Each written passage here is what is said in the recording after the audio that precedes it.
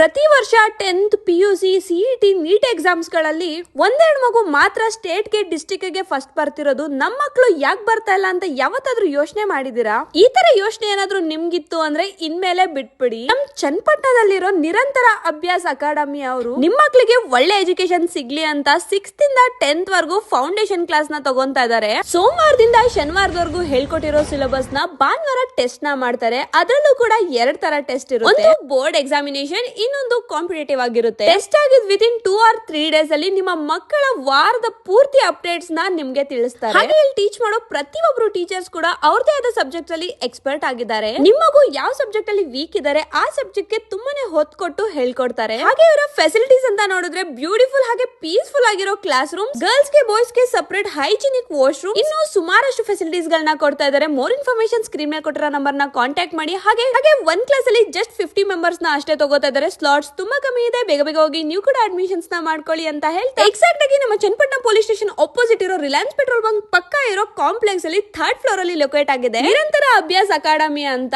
Miss ಮಾಡದೆ ಹೋಗಿ visit ಮಾಡಿ. ಇಷ್ಟೊಳ್ಳೆ ಕಂಟೆಂಟ್ ಗೆ ಫುಡಿ ಬ್ರಾಹ್ಮಿನ್ ಅಂದ್ರೆ ನನ್ನ ಪೇಜ್ ನ ಫಾಲೋ ಮಾಡ್ಕೊಳ್ಳಿ.